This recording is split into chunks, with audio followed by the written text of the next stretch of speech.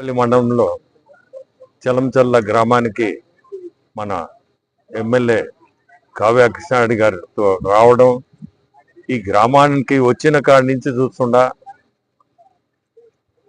ప్రతి ఒక్క మనిషిలో ఆ వెలుగు, ఈ వెలుగు అనేది చూడాలంటే ఈ రోజుల్లో చాలా కష్టం.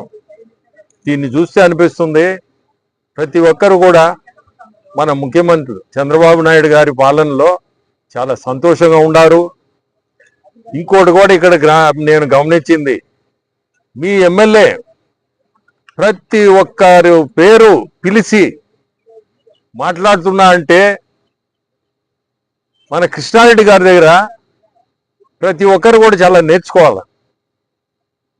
వచ్చిన కాడి నుంచి చూస్తున్నా నేను అదే ఇప్పుడు కూర్చొని కూడా అడిగితే దాదాపు మీ పాపులేషన్ ఎంతో కానీ మన ఓటర్స్ ఇది ఎంత మీ లిస్టు కూడా డిస్కస్ చేసి ప్రతి కార్యక్రమం కూడా ఎటువంటి కార్యక్రమం ఉన్నా అటువంటి వాటిల్లో ఏదన్నా నా సైడ్ నుంచి ఏమన్నా చేయాల్సి ఉంటే నాకు చెప్పండి.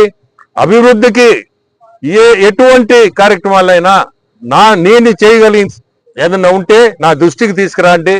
కలిసి ఇద్దరం కావలి కాన్స్టిట్యుయెన్సీని మనము అభివృద్ధి సంక్షేమం అనేది మీ అందరూ కూడా చూస్తున్నారు, అభివృద్ధి అనేది ఖచ్చితంగా కలిసి చేస్తాము అని అందరి ముందు కూడా చెప్తున్నాను. చలంచర్ల మండలంలో ఉన్నటువంటి గ్రామాల్లో ఈ గ్రామం మమ్మల్ని హక్కును చేర్చుకుంది, ఆదరించింది.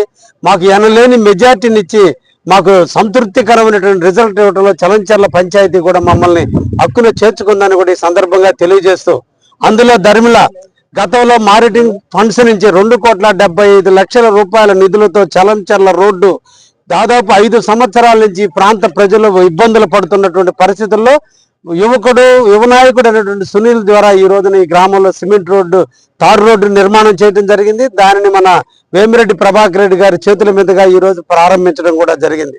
అదేవిధంగా సీఎం గారి ముఖ్యంగా చలంచర్లకు సంబంధించినటువంటిది, ముఖ్యంగా వ్యవసాయదారులకు అనుబంధమైనటువంటి చెరువుని సోమిసల నుంచి నీళ్లు రావాల్సిన అవసరం ఉంటే లిఫ్ట్ ఇరిగేషన్ కూడా ఈ రోజు ప్రపోజల్స్ ప్రభుత్వానికి నివేదికల రూపంలో పంపడం జరిగింది. తొందరలోనే అవి కూడా శాంక్షన్ కాబోతున్నాయని, అదేవిధంగా ఎలక్ట్రిసిటీ పరంగా కూడా ఈ ప్రాంతంలో లో వోల్టేజ్ వస్తుంటే సిరిపురంలో ఒక సబ్స్టేషన్ ఏర్పాటు చేయాలనే ఉద్దేశంతో మంత్రివర్యులు గొట్టిపాటి రవికుమార్